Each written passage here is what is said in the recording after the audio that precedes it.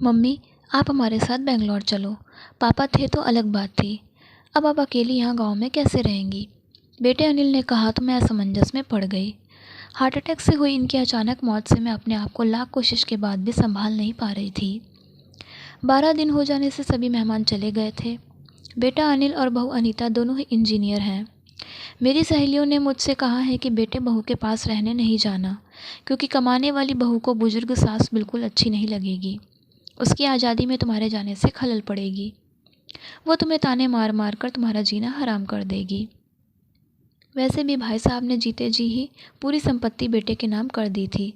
ऐसे में तो पूरी संभावना है कि बेटा बहू यहाँ का मकान बेचकर माल तो सब ले लेंगे और तुम्हें पाई पाई के लिए तरसा देंगे।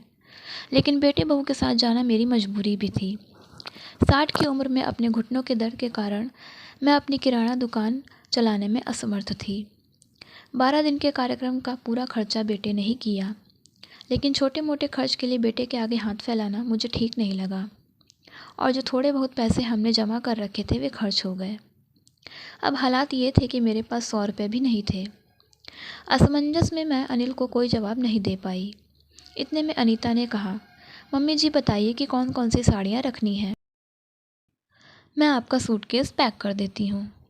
अनीता के ऐसे कहने पर मैं कुछ बोल नहीं पाई और चुपचाप इन लोगों के साथ बेंगलोर आ गई। अनिल और अनीता दोनों ही मेरा पूरा पूरा ख्याल रखते, सभी साथ में ही खाना खाते। अनीता मेरी पसंद के हिसाब से खाना बना देती।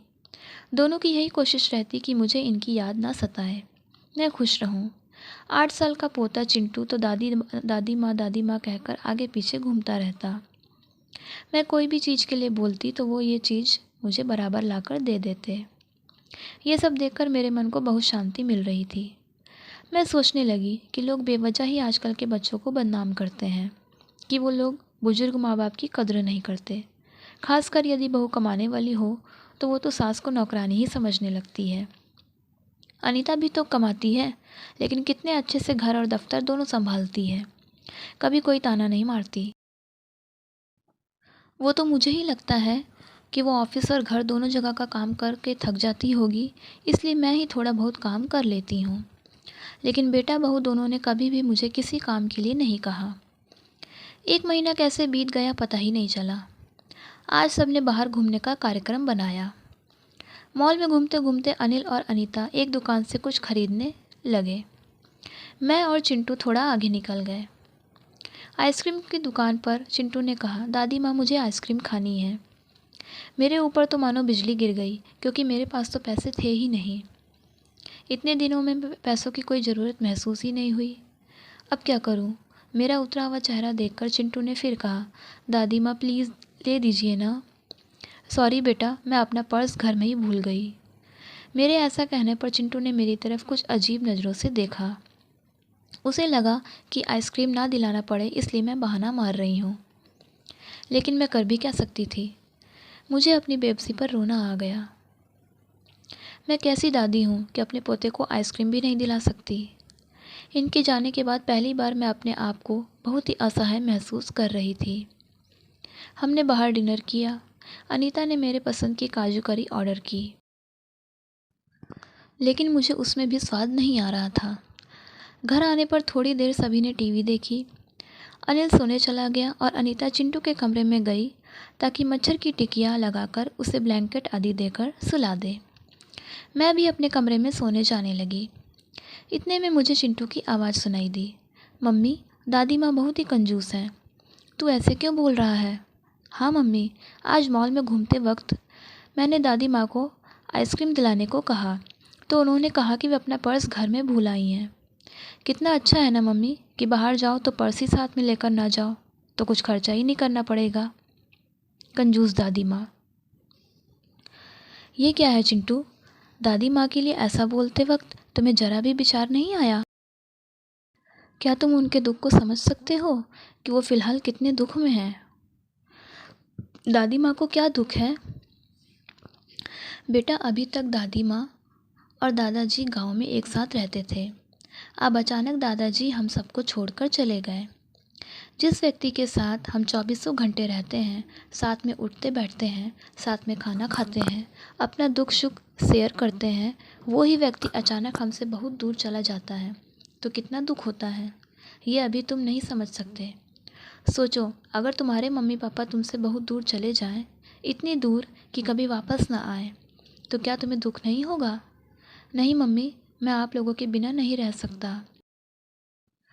बेटा फिर सोचो, दादी माँ दादाजी के बिना कैसे रह रही होगी।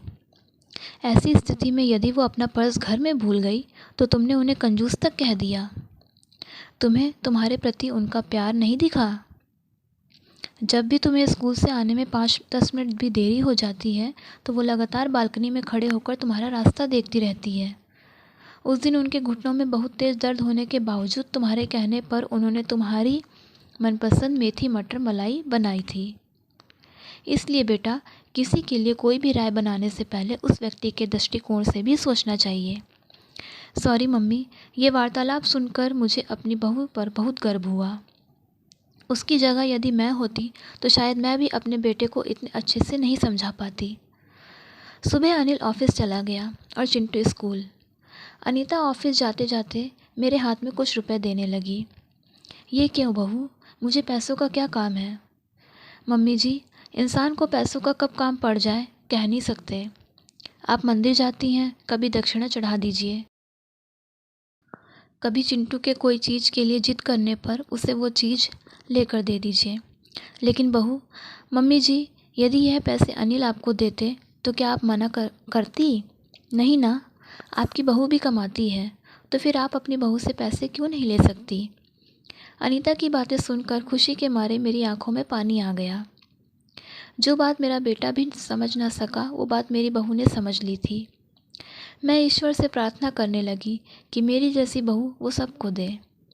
लोग बेवजह ही कुछ कमाने वाली बहुओं के दुर्व्यवहार को देखकर सभी कमाने वाली बहुओं पर लांछन लगाते हैं कि वे तुनक मिजाज और घमंडी होती हैं, सास ससुर उनको बिल्कुल अच्छे नहीं लगते आदि। कुछ बहुएं अनीता जैसी समझदार, सुलझे विचारों वाली, बड़ों का सम्मान करने वाली भी होती हैं। आज अनीता ने कमाने वाली बहू के बारे में मेरी आंखों पर पड़ा पर्दा हटा दिया था।